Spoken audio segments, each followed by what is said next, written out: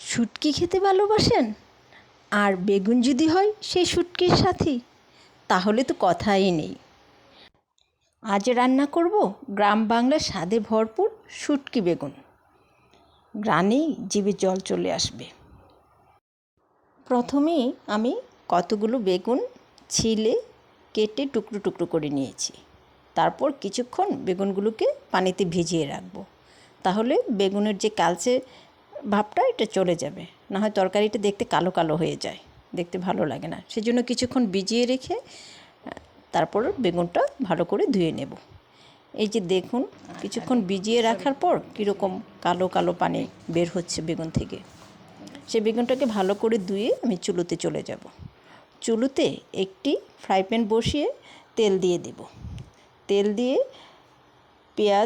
দুটি পেঁয়াজ কুচি দিয়ে তারপর রসুন ছেঁচে দেব। আদা ছেঁচা করে রসুনের কুচি একটা আস্ত রসুন কুচি দিয়ে দেব, ছেঁচে দিয়ে দেব। তারপর পেঁয়াজ ও রসুন ভালো করে ভেজে নিয়ে তাতে হলুদ দিয়ে দেব। হলুদ দিয়ে কিছুক্ষণ ভেজে একটা পোয়া শুটকি ভালো করে ধুয়ে নিয়ে শুটকিটা সেই পেঁয়াজ রসুনের সাথে একটু ভেজে নেব। তারপর এতে দিয়ে দিব মরিচের গুঁড়ো ও ধনিয়ার গুঁড়ো। মরিচ ও ধনিয়ার গুঁড়ো দিয়ে ভালো করে নেড়ে কিছুক্ষণ মশলাটা শুটকিটার সাথে কষিয়ে নেব। এখানে কাঁচামরিচও আমি দিয়ে দিয়েছি।